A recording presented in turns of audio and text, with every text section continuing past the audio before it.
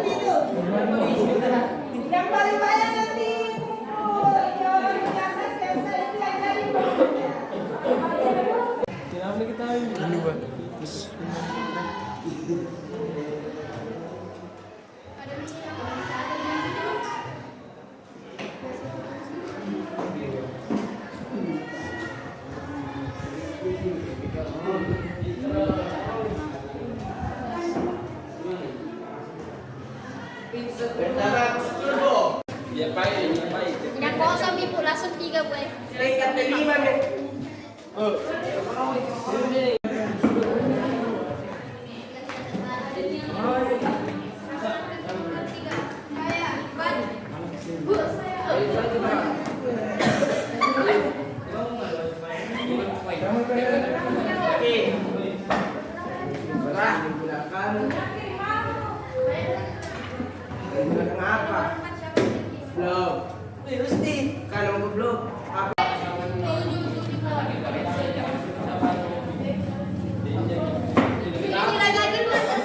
Ya, ambil.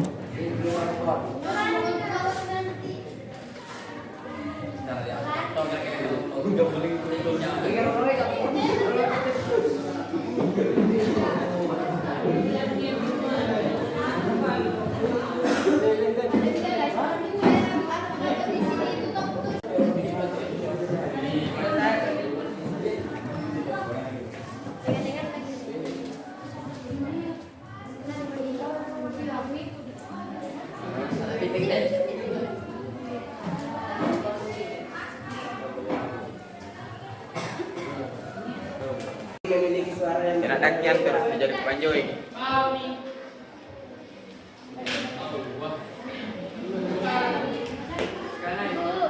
Tolong itu, tolong tempelkan punya temannya. Tunggu dulu, tempelkan dulu punya temannya itu yang kuning.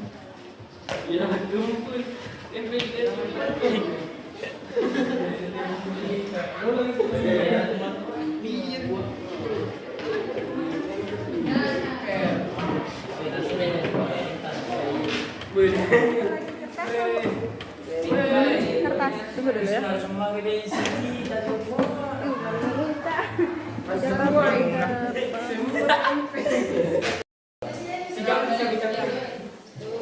Ya.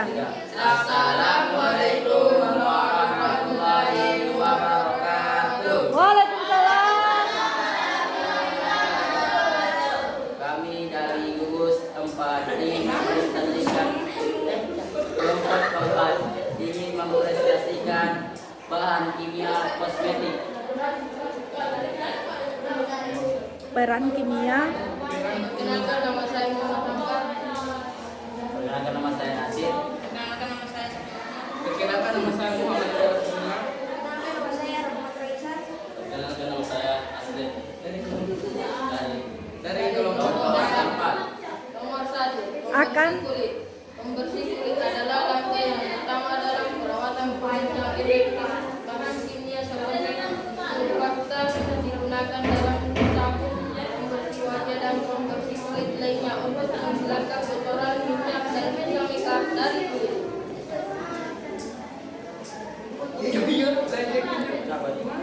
Nomor 2. Peran kimia. Bahan kimia seperti asam alfa hidroksi dalam kurung AA dan asam beta hidroksi dalam kurung BHA digunakan dalam produk eksploitasi untuk menghilangkan sel-sel kulit mati dan merangsang regenerasi sel-sel kulit yang sehat. Mereka membantu menyegarkan dan menyempurnakan tekstur kulit. Nomor 3. Hidrasi dan penembak.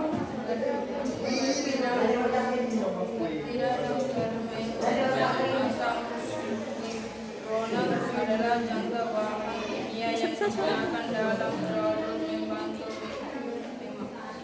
jasa kelembapan kulit, membuat pengalang kulit, dan memberikan penampilan yang lebih baik. Oke. Nomor 4. Pelindung dari sinar matahari adalah bahan kimia yang digunakan dalam produk tabir surya, sekiranya jangan bermerah atau memanfaatkan sinar matahari untuk melindungi kulit.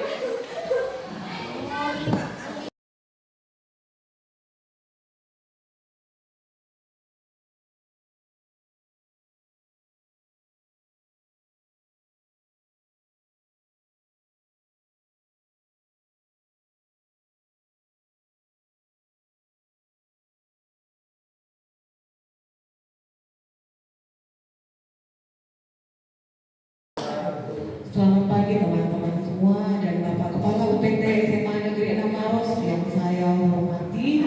Semoga kita semua berada dalam keadaan sehat dan jangan lupa untuk selalu bahagia.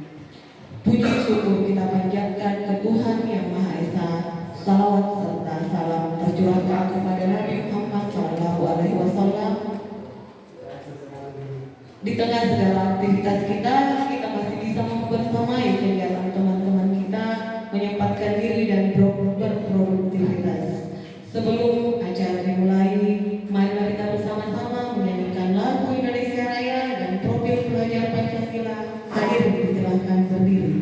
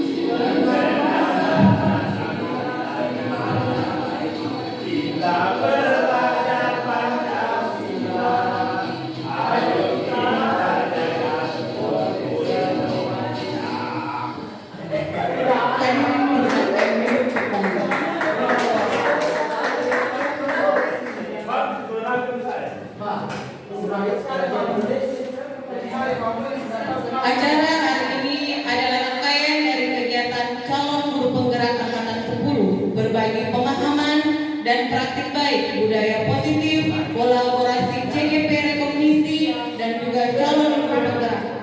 Sebelum itu, marilah bersama mendengarkan arahan dari Bapak Kepala UPT SMA Negeri 6 Maros.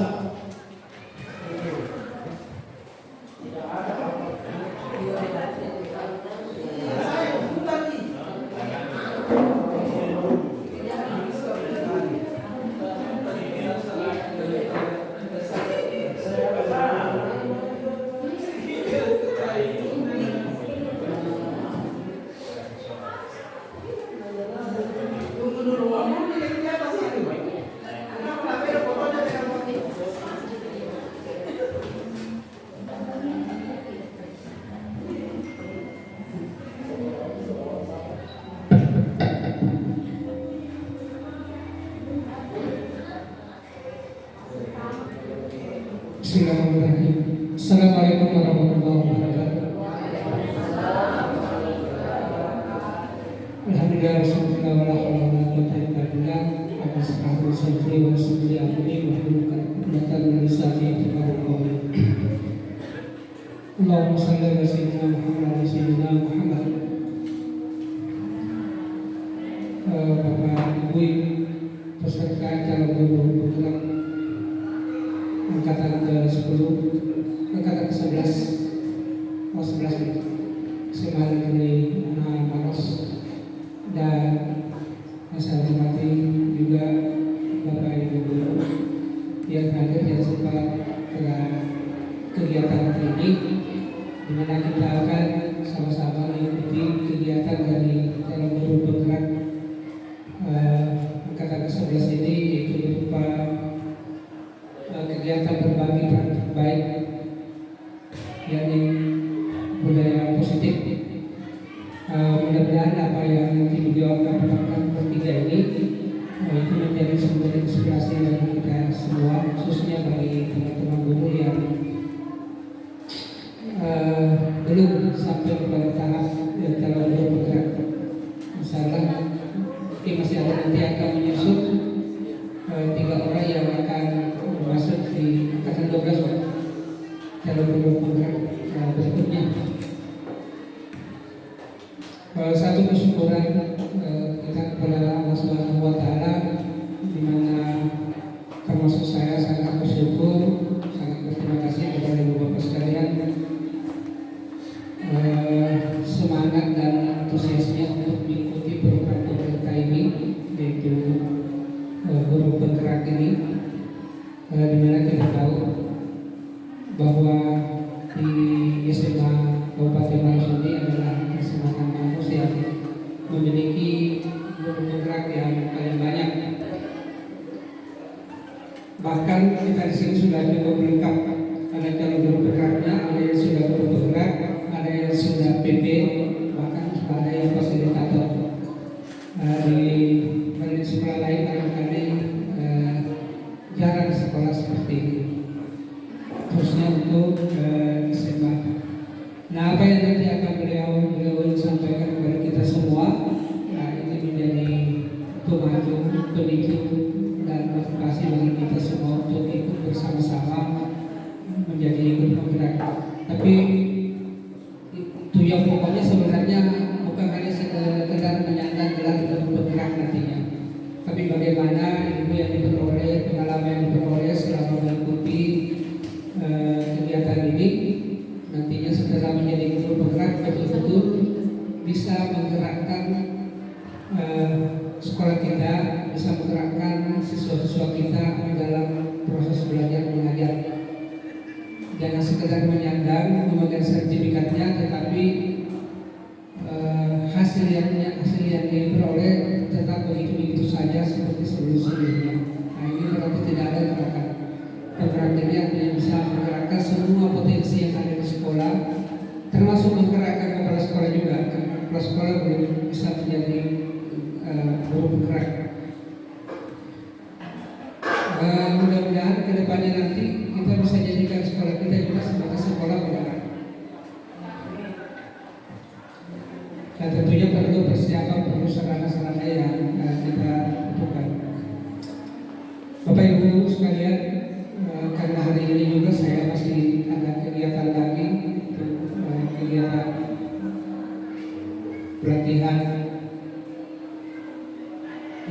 atau smart controlling bersama dengan Ibu Hadirat ini. Kalau bersama 2 hari mungkin saya tidak bisa bersama kita terlalu lama karena peserta ini harus masuk jam 1, sekarang sudah jam 11.04. Itu kami harus berangkat ke sebelumnya ke sana. Yang intinya saya pesankan bahwa kita semua bisa mendapatkan tambahan pengetahuan, apalagi kalau guru calon bergerak ini salah satunya sudah jadi fasilitator, sudah pernah jadi DPR dan sekarang jadi fasilitator, kemudian kembali menjadi calon guru bergerak juga. Bagi yang menyusul nanti tidak ada lagi kesulitan. Kenapa? Karena semua sumber dayanya sudah ada. Sudah banyak teman untuk bisa berbagi, yang sudah bergerak, yang sudah PP, yang sudah fasilitator. Jadi tidak ada lagi masalah di sekolah kita ini misalnya untuk bisa menjadi calon guru bergerak kedepannya. Tidak ada kesulitan karena apa? Semua potensi sudah ada di sekolah kita ini. Satu kesyukuran sehingga kedepannya tidak terlalu sulit lagi bagi teman-teman yang akan ikut. Ini masih ada beberapa ini. Pak Sarif sudah calon, sudah lulus CGP-nya? Belum.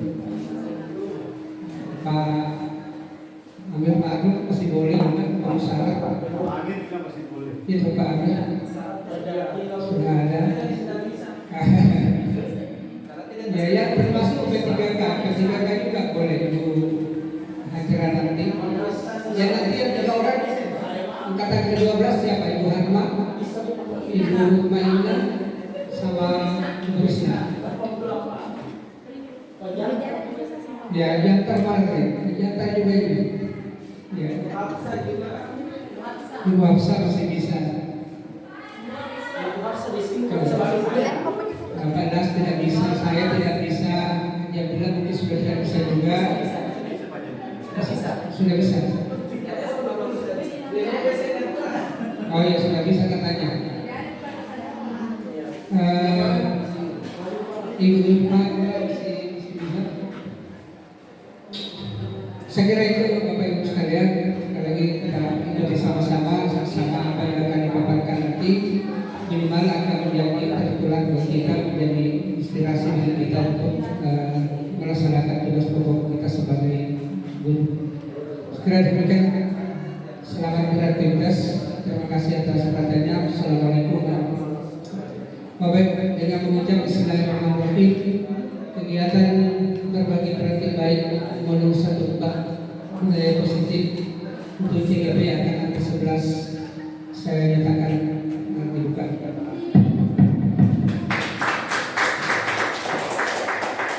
Assalamualaikum warahmatullahi wabarakatuh. Beritahu aku, maka aku akan lupa. Ajari aku, maka aku akan ingat. Libatkan aku, maka aku akan belajar. Untuk bisa terlibat dan belajar, mari bersama-sama kita mendengarkan berbagi pemahaman dan praktik baik dari CGP Komisi Angkatan 11 Bapak Dr. Saharudin SPD MSI dengan materi perubahan paradigma belajar dan disiplin positif. Berat kata dokter. Saya berdiri Bapak Ibu. Suka gak berdiri? Bismillahirrahmanirrahim. Assalamualaikum warahmatullahi wabarakatuh. Baik Bapak Ibu, terima kasih banyak sudah hadir di kegiatan hari ini. Insya Allah dalam waktu mungkin agak lama, semoga tidak lari-lari lagi. Ya, jadi waktunya mungkin sekitar 3 jam. Bapak Ibu ya, paling lama 2 jam. Baik, di kegiatan ini berbagi praktik baik budaya positif. Kami berkolaborasi bertiga, saya sendiri. Ada Bu Salmia dan ada Bu Salmia SSI dan ada Pak Burhanuddin SPD, insya Allah MPD juga. Di kegiatan ini Bapak Ibu, saya akan membawakan materi. Oh ya, sebelumnya saya akan menyampaikan adapun tujuan kita berada di kegiatan berbagi praktik baik ini ada 3 tujuan. Yang pertama adalah saya berharap Bapak Ibu dapat kita dapat bertukar informasi tentang budaya positif. Yang kedua adalah memberikan informasi terkait budaya positif Bapak Ibu. Oh iya, luar biasa, terima kasih banyak.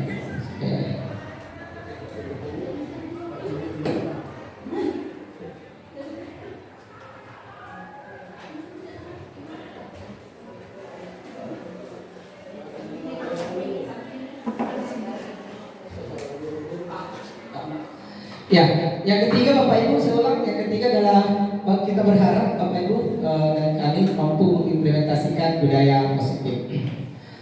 Nah, ada pun materi yang akan kita selesaikan di hari ini dalam berbagi praktik baik. Ada 7 materi Bapak Ibu.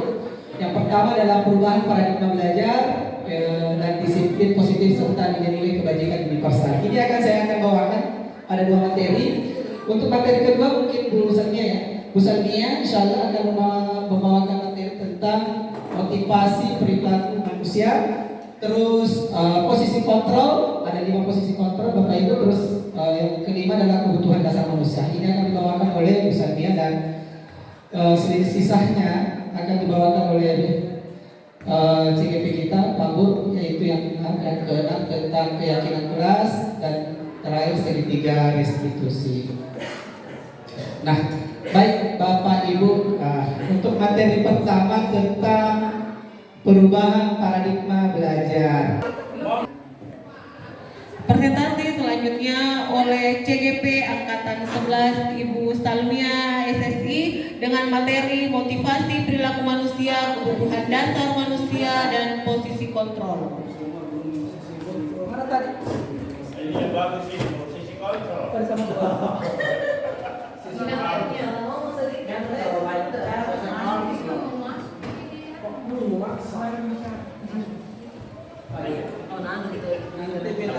Baik, terima kasih kesempatan yang diberikan. Assalamualaikum warahmatullahi wabarakatuh.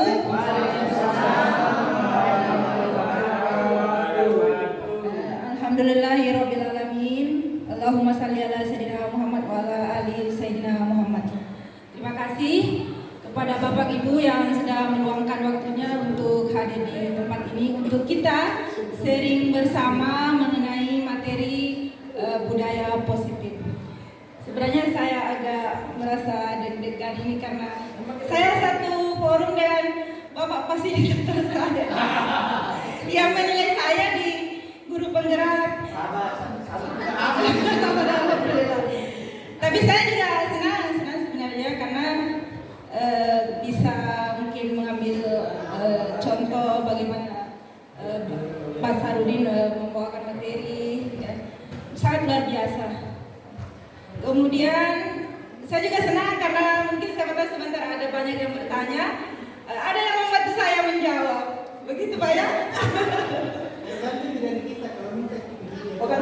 Begitu. Ya baik, saya akan melanjutkan materi mengenai budaya positif. Jadi insya Allah sebentar saya akan membawakan 3 materi. Yang pertama motivasi perilaku manusia, kemudian yang kedua 5 posisi kontrol, dan 5 kebutuhan dasar manusia. Yang pertama ada materi motivasi perilaku manusia. Oh ya, tapi Bapak Ibu mungkin bisa diperhatikan di atas. Di atas ini ada 3 pernyataan di sebelah kiri. Kemudian ada 3 juga pernyataan di sebelah kanan.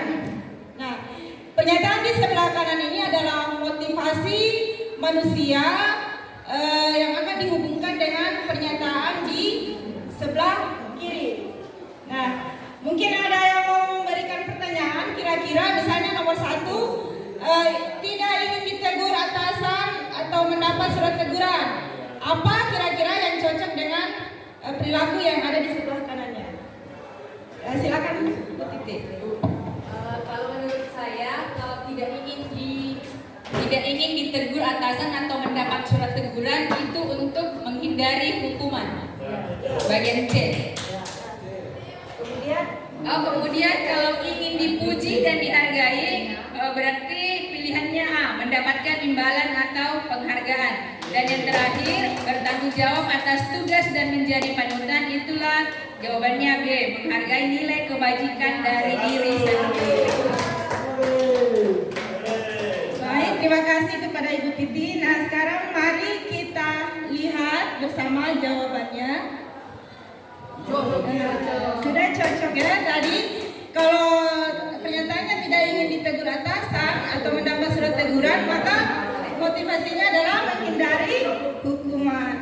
Kemudian pernyataan kedua, ingin dipuji atau dihargai. Ya, ini adalah berdasarkan motivasi mendapatkan imbalan atau penghargaan.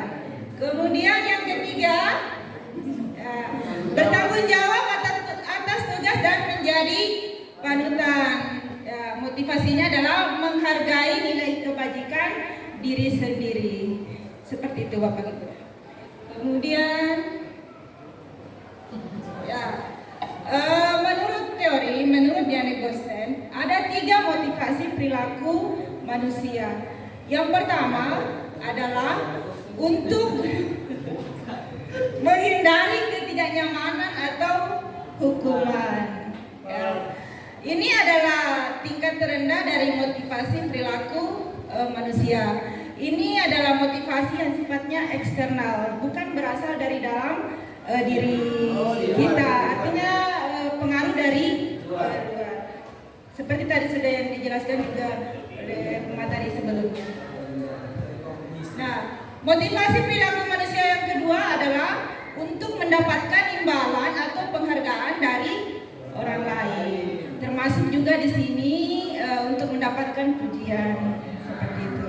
Nah, ini juga termasuk motivasi yang sifatnya eksternal dari luar, karena dari luar bukan bersumber dari motivasi dalam diri kita. Nah, yang ketiga, untuk menjadi orang yang mereka inginkan dan menghargai diri sendiri dengan nilai-nilai yang mereka percaya. Nah, ini merupakan motivasi yang bersumber dari dalam diri kita sendiri untuk menghargai nilai-nilai yang kita yakini.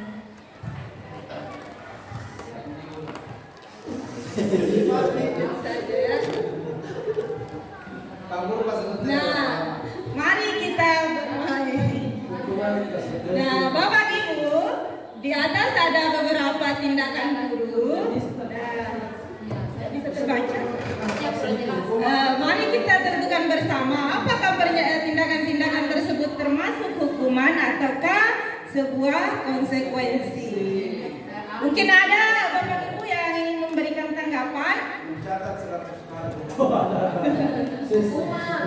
Bagaimana dengan tindakan yang pertama? Mencatat 100 kali di buku kalimat saya tidak akan malas lagi. Apakah ini termasuk hukuman? Mari kita lihat bersama. Ya.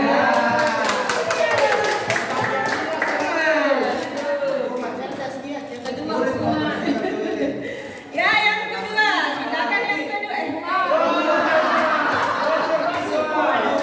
Cepat dibuka. Bagaimana Bapak Ibu? Murid membersihkan toilet karena terlambat datang ke sekolah. Kira-kira mungkin ada yang bisa memberikan alasan kenapa diangkat seperti itu? Apakah ada yang pernah memberi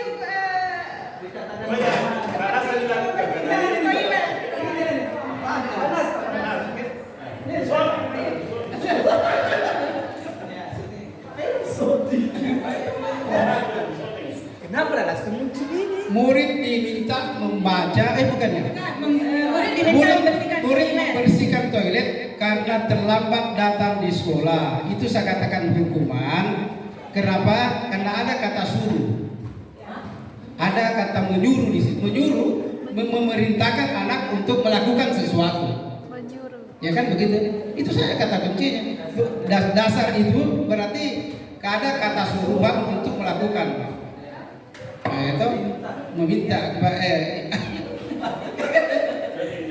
Oke? Ya, Mungkin gitu saja. terima kasih Pak Nas atas tanggapannya.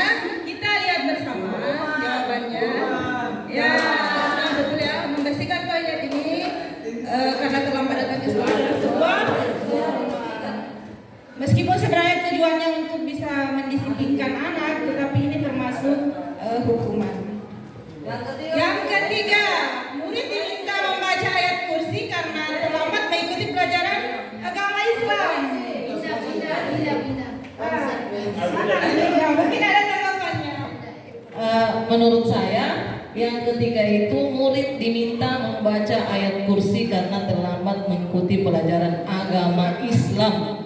Itu. Jadi saya rasa ini adalah konsekuensi. Kenapa? Karena yang diberikan itu berhubungan dengan mata pelajarannya sendiri. Ya, ayat kursi dengan pelajaran agama Islam kan. Kecuali kalau misalnya disuruh membersihkan toilet, ya itu hukuman itu.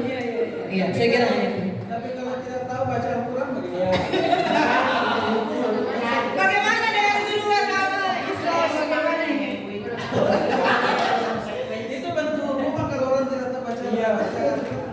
Jago di. Terima kasih Bu Indah sudah memberikan tanggapan. Mari kita lihat bersama. Konsekuensi karena seperti yang tadi disampaikan Ibu Indah, ini ada hubungannya ya, relevan dengan tindakannya dengan pelajaran agama Islam. Ya. Kita lanjut ke pernyataan keempat, mengganti buku teman yang telah dicoret-coret. Ya, saya kira jelas ya Bapak Ibu, kita lihat bersama ya konsekuensi. Ya. Kemudian yang kelima, membersihkan tumpahan air di meja karena tersenggol saat belajar.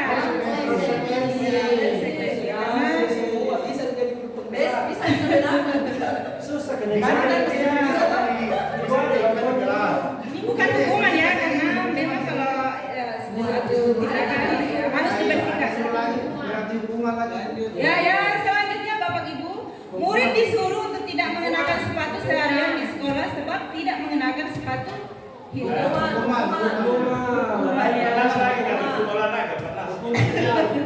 Saya kira ini juga maksudnya tindakan ini agak berlebihan juga sudah. Ini termasuk kita lihat bersama.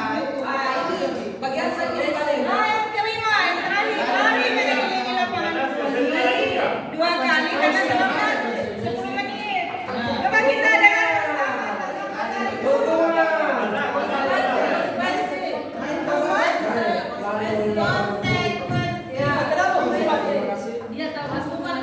Kalau menurut saya lari mengelilingi lapangan voli 2 kali karena terlambat 10 menit pelajaran itu adalah hukuman.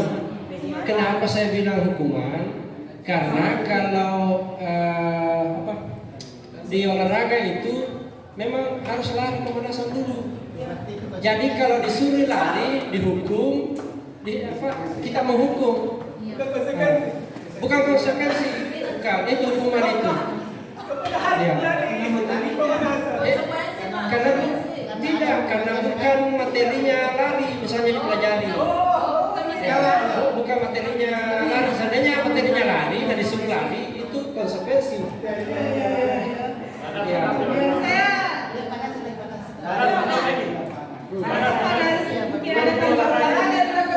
Hukuman itu. Ya, sampainya Masa saya namun sama katakan misalnya.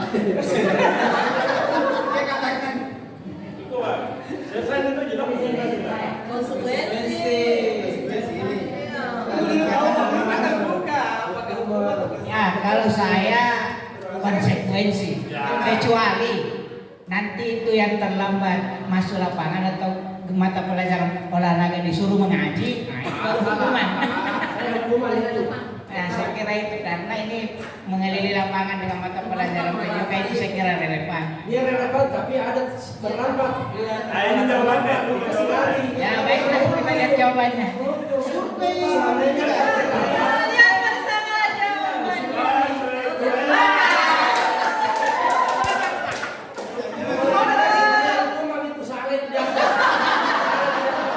Bukan sesuai Karena dia terlambat 10 menit, makanya dihukum lari. Nah, tapi dari itu termasuk olahraga. Olahraga tapi tetap relevan. Masalahnya terlama. Orang terlama, orang masalah ini. Materinya tak poli. Pemanasan. Ya, dianggap pemanasan. Di situ sebenarnya tergantung kita bagaimana sudut pandang menilai. Bisa hukuman, bisa konsekuensi. Kalau saya hukuman, Kalau saya berarti kalau saya hukuman. artinya kalau pasti perlakuan karena ini, orang ini hukuman. Dia nggak bukan dari dalam dirinya. Coba lagi materinya bisa diisi. Dua kali lari, berarti dia nggak besoknya siapa tahu terlama lagi dihukum lagi, berarti dia bukan dari dalam dirinya. Terima kasih. Bukan kesadaran dari dalam dirinya. Terima kasih atas tanggapannya Pak Amir. Ini adalah sudut pandang dari guru olahraga sendiri. Mungkin berbeda dengan sudut pandang kami yang bukan guru olahraga. Dan sesuai dengan teori yang kami pelajari, kalau ini karena lari mengelilingi lapangan voli ini ada hubungannya dengan pelajaran PJOK. Di situ kami menganggap bahwa ini adalah sebuah konsekuensi karena relevan dari sudut itu kami memandang. Kalaupun misalnya Pak Amir tidak mau memberikan itu adalah karena menganggap ini hukuman dan tidak mau memberikan misalnya tindakan seperti itu adalah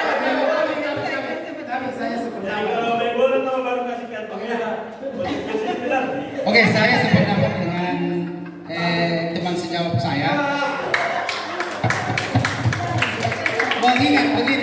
Mengingat apa yang saya pernah lakukan di sekolah kita, relevan dengan apa yang saya berikan pada saat itu, sangat relevan. Karena dia terlambat, sementara saya masuk di materi inti, anak itu baru datang. Ya kan? Saya beri hukuman ya, karena itu tadi hukuman. Saya beri hukuman adalah push up. Kan relevan. Saat itu relevan. Kenapa justru? Ada yang mengatakan bahwa Panasula tidak boleh menghukum seperti itu. Padahal itu sangat relevan buat saya. Kenapa? Karena berkaitan dengan olahraga. Apa sebentar yang saya akan berikan? Iya, cocok tapi saya katakan tadi saya hukum, ya kan? Saya berikan hukuman. Saya berikan hukuman antara karena terlambat. Jangan menghukum seperti itu. Berarti saya kategorikan bahwa itu hukuman.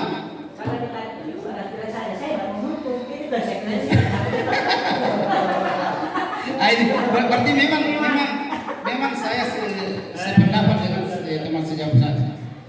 Silakan Pak Mun. Makanya di sini sebelum pembelajaran dimulai, inilah pentingnya tentang kesepakatan kelas. Ya, itu pentingnya kesepakatan kelas. Artinya begini, ya. Jadi persoalan ini pentingnya kesepakatan kelas. Soalnya seperti akan dibahas itu. Jadi inilah fungsinya kesepakatan kelas, ya.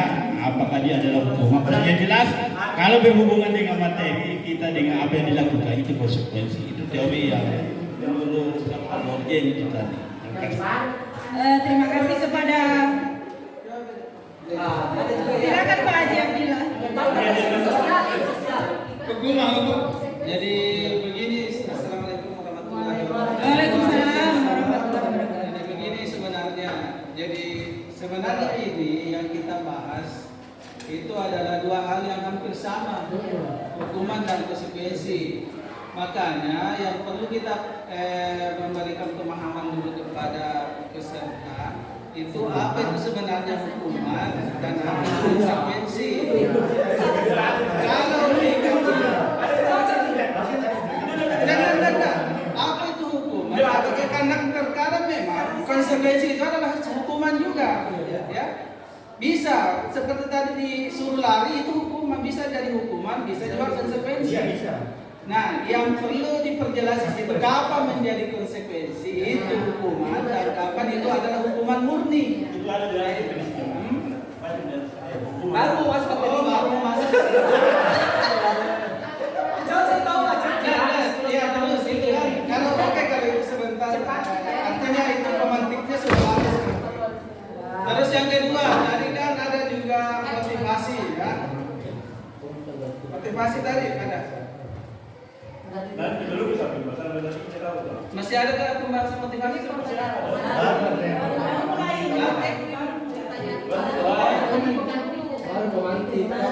Iya, motivasi tuh kita. Masih ada.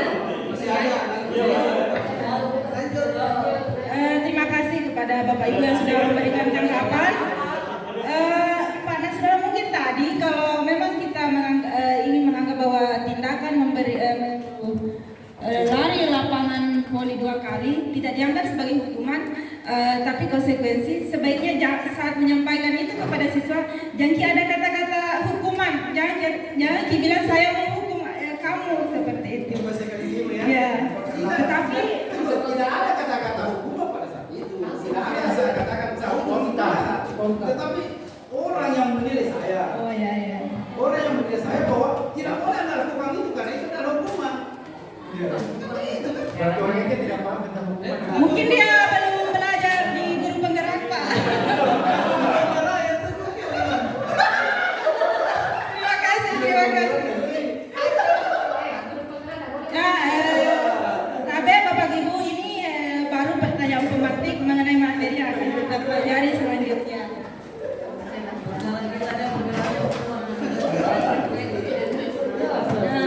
Di atas ada perbedaan dari hukuman, konsekuensi, dan restitusi.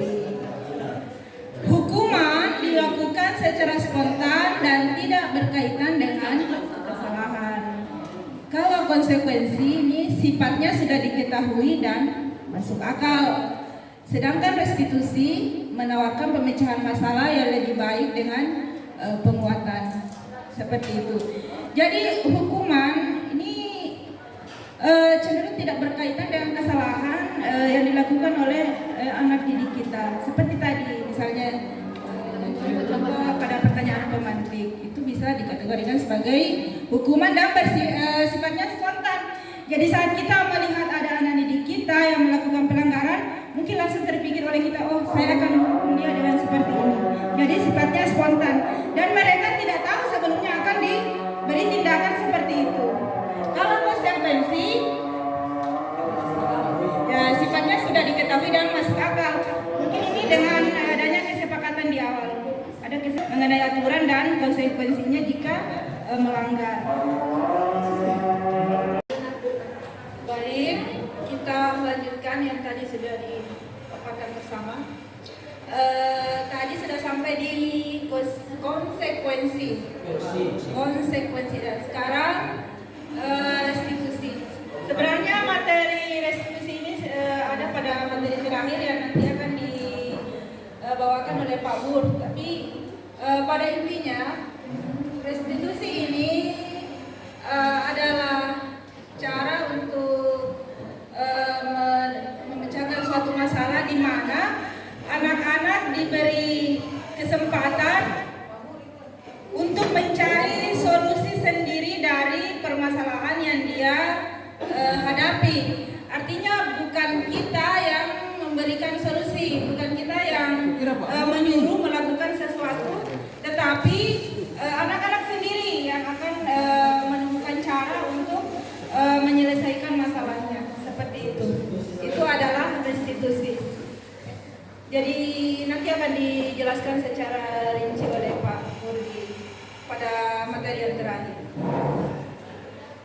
Nah, Bapak Ibu, di sini ada perbedaan secara jelas antara hukuman, konsekuensi, dan restitusi. Ya.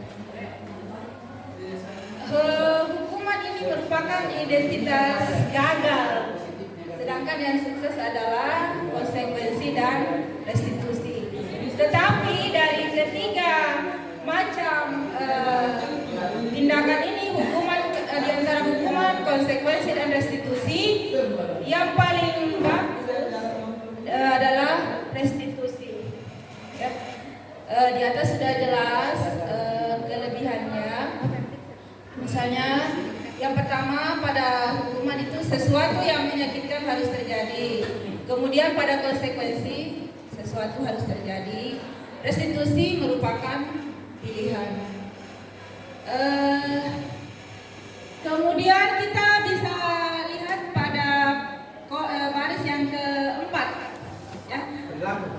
Ya, hukuman ini murid atau anak akan tersakiti. Sedangkan pada konsekuensi murid atau anak dibuat tidak nyaman.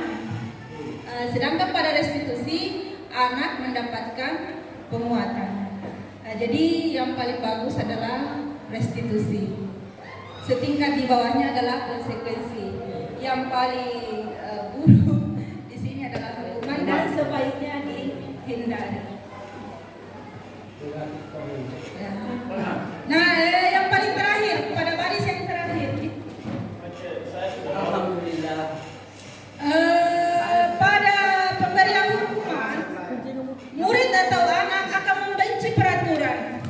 Di kolom yang terakhir, pada konsekuensi, murid atau anak akan menghormati peraturan. Sedangkan pada restitusi, murid atau anak akan menghormati dirinya dan orang lain. Saya kira itu jelas ya kenapa anak menjadi membenci peraturan kalau pada hukuman. Karena mereka akan merasa tersakiti. Kalau konsekuensi setingkat lebih baik, lebih bagus di atasnya. Mereka akan menghormati peraturan yang ada. Saya kira demikian, kita lanjut.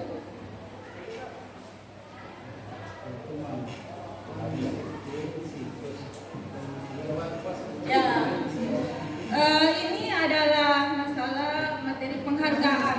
Penghargaan dan hadiah adalah hukuman. Mohon maaf ada tertutupi tulisannya oleh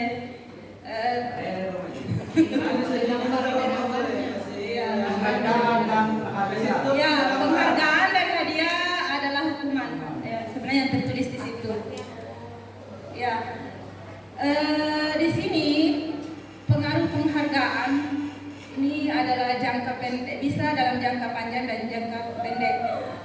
Maksudnya, jika kita mencoba mendisiplinkan anak dengan memberikan penghargaan, maka mungkin itu bisa mendisiplinkan anak, tetapi hanya untuk jangka waktu yang pendek, seperti itu. Karena kalau selalu kita memberikan penghargaan, lama-lama dia akan merasa ketergantungan terhadap penghargaan itu.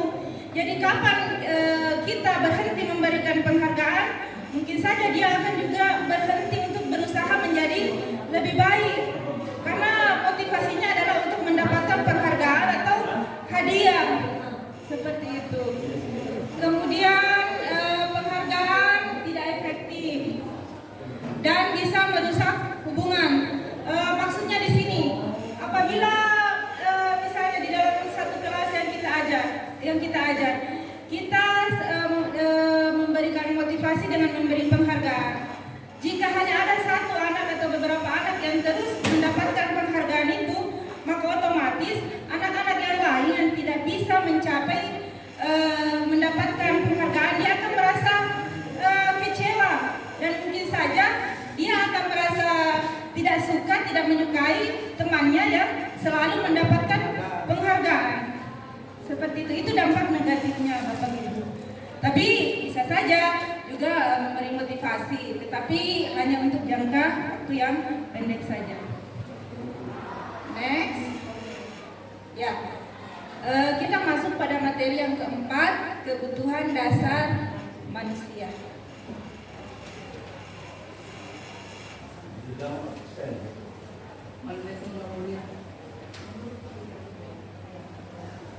Oh ya.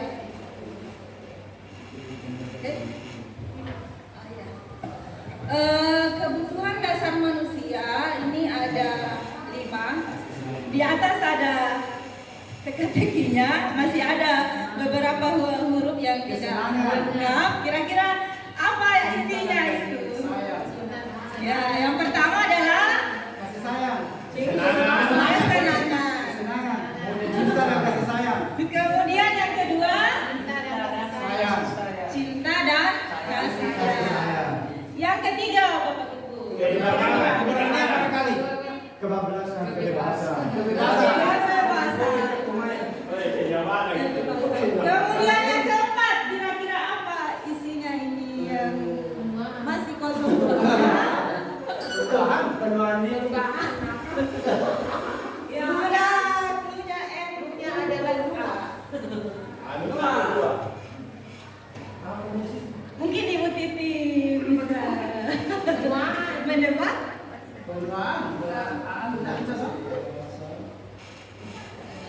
dasar kebutuhan dasar.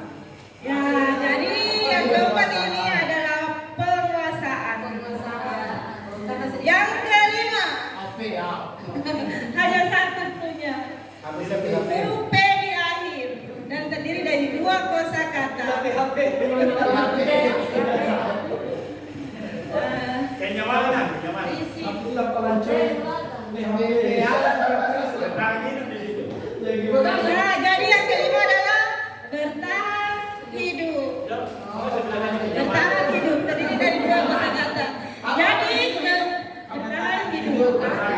Jadi kebutuhan dasar manusia ada 5: kesenangan, cinta dan kasih sayang, kebebasan, penguasaan dan bertahan hidup. Tetap hidup. Baik tadi, ada bertahan hidup. Ini masing-masing ada penjelasannya Bapak Ibu. Kesenangan ini kebutuhan untuk merasa senang. Mungkin dengan jalan-jalan, kulineran, jalan-jalan ke lambe-lambe mungkin ya, itu termasuk pemenuhan kebutuhan dasar manusia dalam aspek kesenangan. Yang nomor 5 yang paling bagus bertahan hidup. Kemudian yang kedua, cinta dan kasih sayang, kebutuhan untuk diterima, memberi dan menerima kasih sayang berkoneksi. Mungkin ini bisa didapatkan melalui kasih sayang dari pasangan dan dari keluarga. Kemudian yang ketiga, kebebasan. Kebutuhan akan pilihan, kemandirian atau otonomi.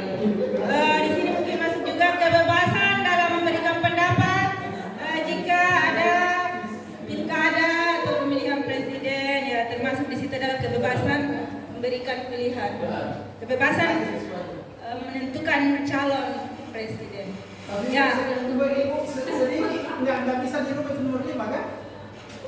Masing-masing ada hidupnya. Tetap hidup. Pegangan hidup.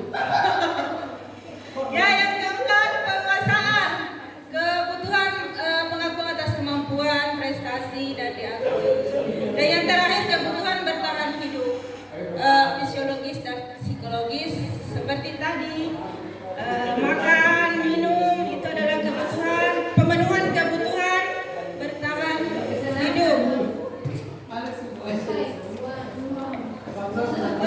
Nah, bagaimana jika pada peserta didik kita ada hal-hal di antara kebutuhan dasar manusia ini yang tidak terpenuhi pada diri anak didik kita? Nah, pasti itu akan mempengaruhi kondisi belajarnya. Nah, bagaimana kita sebagai guru berperan di situ supaya bisa mungkin memberikan semangat atau wejangan-wejangan supaya mereka bisa tidak merasa ini memenuhi kebutuhan dasarnya. Mungkin ada yang bisa memberikan tanggapan apa hal yang bisa kita lakukan sebagai guru jika ada anak didik kita yang mungkin kehilangan atau tidak terpenuhi salah satu atau dua kebutuhan dasarnya. Silakan Pak Mui. Oke, baik. Assalamualaikum warahmatullahi wabarakatuh. Tentu kita sebagai guru ini punya sebagai motivasi ataupun bagaimana mempengaruhi anak-anak itu sehingga secara keseluruhan kebutuhan dasar hidupnya manusia. Lalu sekiranya ada di antara mereka yang tidak terpenuhi, maka di sinilah pentingnya atau fungsi dasarnya guru. Kita senantiasa memberi kesenangan, kita senantiasa cinta kasih dalam bentuk apapun, kebebasan yang terakhir adalah bertahan hidup. Bagaimana caranya? Tentu berbagai macam pola tergantung dari bagaimana itu guru sendiri. Yang intinya begini, kita berusaha memahami kebutuhan dasar manusia. Contohnya kesenangan. Tentu ada yang anak-anak yang senang misalnya mereka cari pasangannya. Dan tentu kita mendukung dengan cara yang positif. Pasangan dalam arti bukan berarti mereka yang seperti yang disuruh apa dan sebagainya seperti itu. Nah, cinta dan kasih sayang seorang guru itu perlu ada yang namanya below of the sense, ya, bagaimana rasa yang dia milikinya itu dia berikan kepada. Kemudian kebebasan dalam hal ini, tolong ya Bapak Ibu guru, jangan kita memaksakan sesuatu apa yang menjadi pikiran kita, tetapi dalam hal memberikan tugas, berikan sesuai dengan apa yang menjadi kemampuan mereka sendiri. Kemudian penguasaan ini yang paling utama, ini tentu anak kita berharap bahwa kita berikan kesempatan bahwa pada prinsipnya mereka itu adalah orang yang mampu memimpin di situ. Jadi coba berikan pertama belajar. Dan yang petang gitu, ini yang paling bagus sekali. Tadi pagi itu Pak Nasi itu mencoba memberikan petua bagaimana mereka bisa bertahan gitu. Itu hal yang paling luar biasa. Dan ini yang nomor 5 Pak Nasi yang lebih paham. Terima kasih. Assalamualaikum warahmatullahi wabarakatuh. Silakan Bu Indah.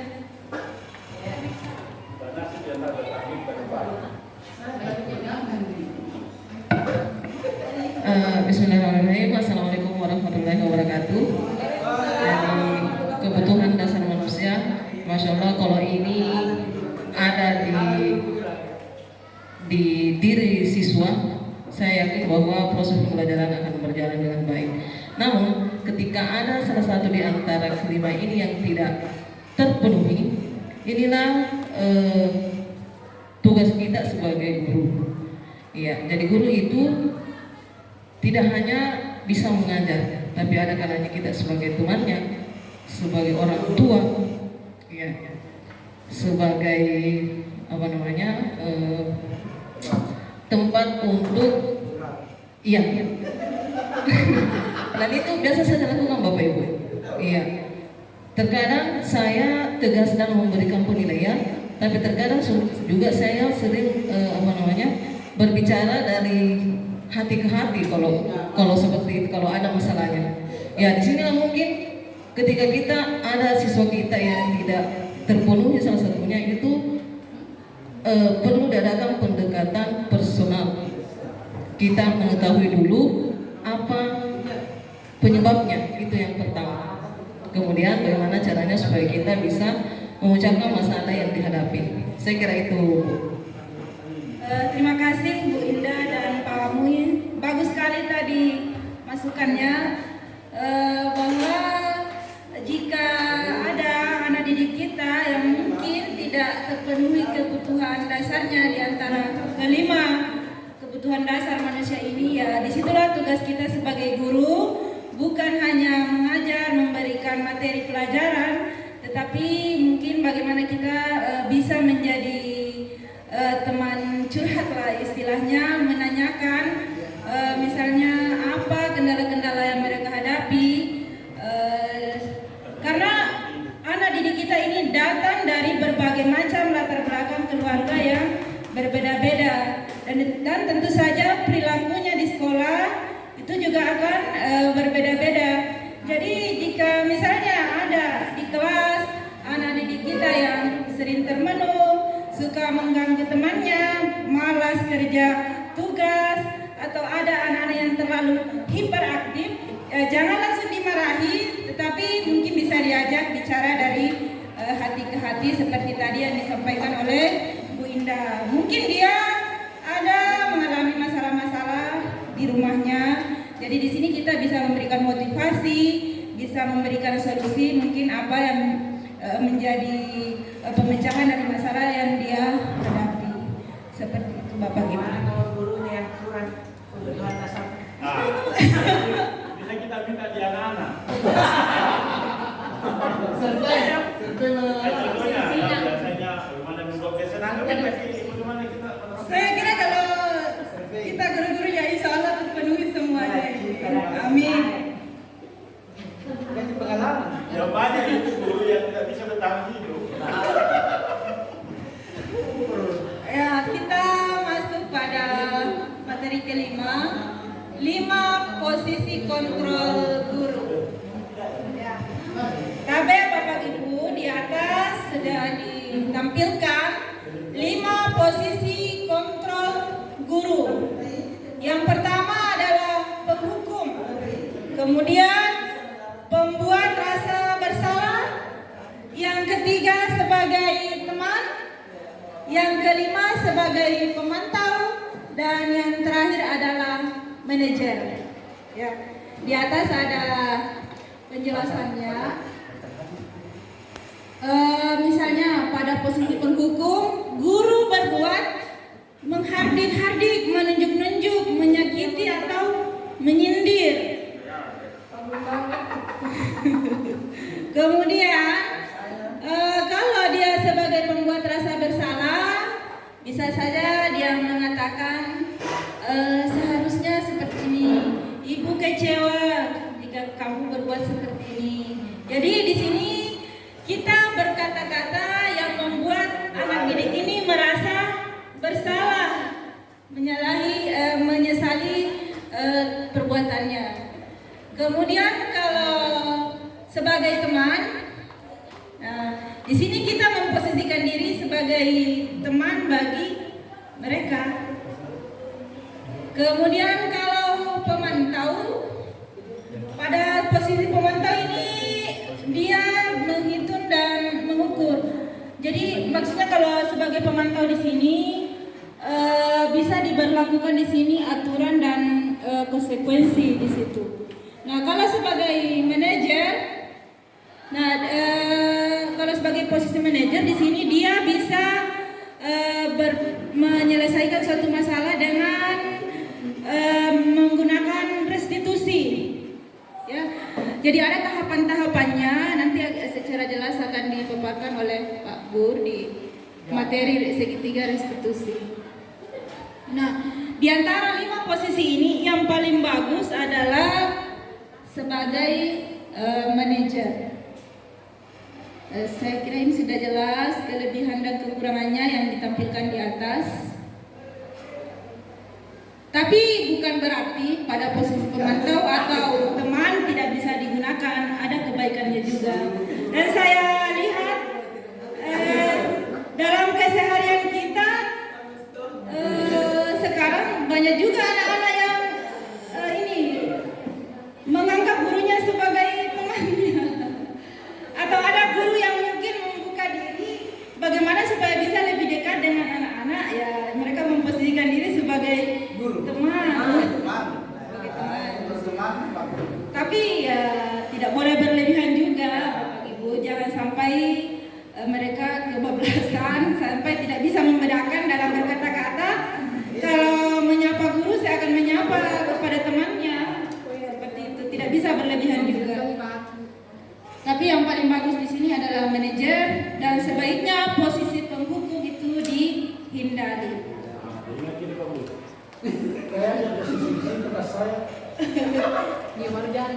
Ya, saya sendiri secara pribadi juga selama ini masih sering memposisikan diri sebagai penghukum. Tapi mungkin insya Allah ke depannya ya akan lebih mengurangi atau akan menghindari dan lebih banyak berperilaku sebagai manajer atau bertindak sebagai manajer. Ayo bermain lagi. Ya, ayo bermain. Bermain lagi. Bermain lagi. Ya, di sini ada kalimat di sebelah kiri.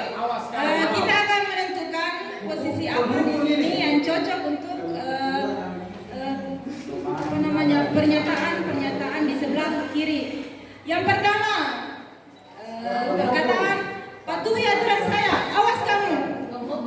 Kira-kira apa yang cocok di sini? Posisinya penghukum. Mari kita lihat bersama jawabannya. Kemudian yang kedua, kalau kita berkata apa rencana kamu untuk memperbaiki? Manajer. Kira-kira apa yang sesuai di sini posisi kita di situ? Raden Pak Amir, kira-kira menurut kita yang mana yang cocok? Apa rencana kamu untuk memperbaikinya? Manajer. Kalau menurut Pak Muhim manajer, kalau menurut Pak Amir bagaimana? Manajer juga. Ya. Mari kita lihat bersama. Manajer. Karena di sini kita menanyakan kepada anak, apa rencana kamu untuk Membuat rasa bersalah. Kemudian yang ketiga, ibu kecewa sekali sama kamu.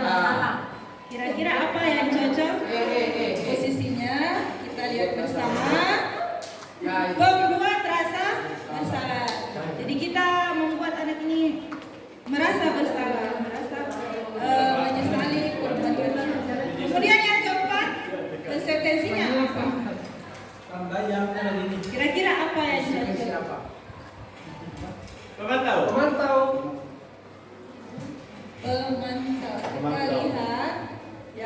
pemantau. Ya, karena pada pemantau ini memungkinkan ada kesepakatan dan konsekuensi di situ. Yang terakhir, kalau kita berkata tidak apa, nanti bukan bereskan. Teman. Ya, pilihan yang terakhir yang tersisa adalah teman. Benar semua ini. Baik. Pak Amir. Pintar. Bisa Ya. Enam yes. Fokus lagi. Cukup itu dulu. Jadi Ambil pakur lagi nih. Gunakan. Demikianlah pemaparan dari saya mengenai budaya positif untuk 3 materi, yaitu motivasi perilaku manusia, posisi kontrol guru, dan kebutuhan dasar manusia. Terima kasih. Assalamualaikum warahmatullahi wabarakatuh. Dan akan dilanjutkan oleh Selanjutnya kita akan mendengarkan berbagi praktik baik dari calon guru penggerak angkatan 11 Bapak Burhanuddin SPD dengan materi keyakinan kelas dan restitusi. Ya, puisi dulu. Kamu sudah pegang. Assalamualaikum warahmatullahi wabarakatuh. Bagaimana kabarnya teman-teman? Oke, di siang-siang begini saya lihat ini sudah semakin kurang semuanya. Makanya kita breaking dulu. Oke, silakan semua teman-teman dulu berdiri.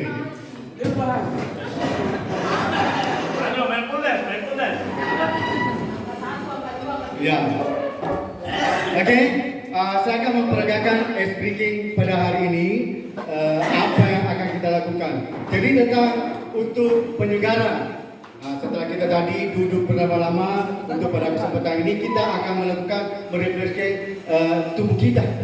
Oke, merefresh. Oke, merefresh tubuh kita.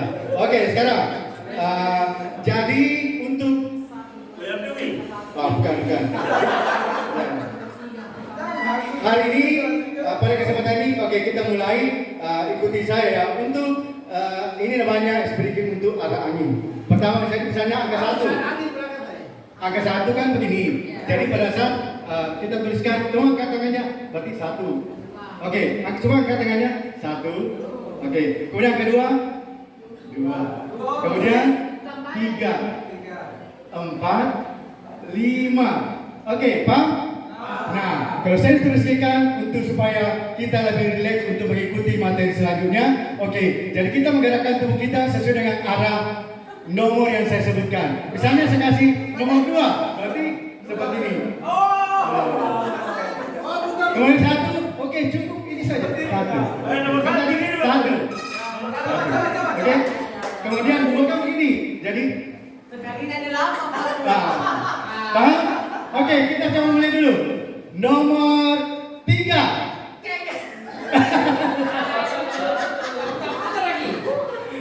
Nomor 4.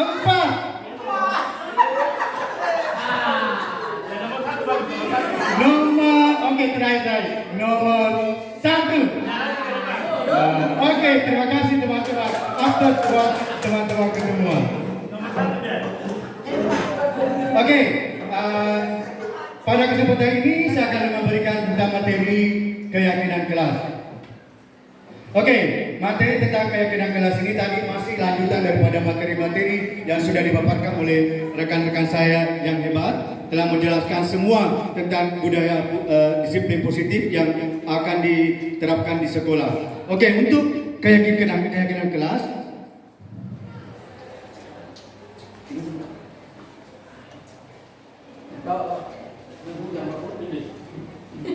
Oke.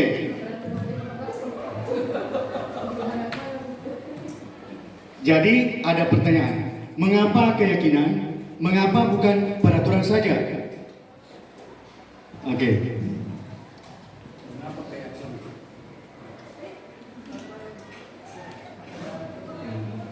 Ini selaras dengan pertanyaannya, mengapa memakai helm saat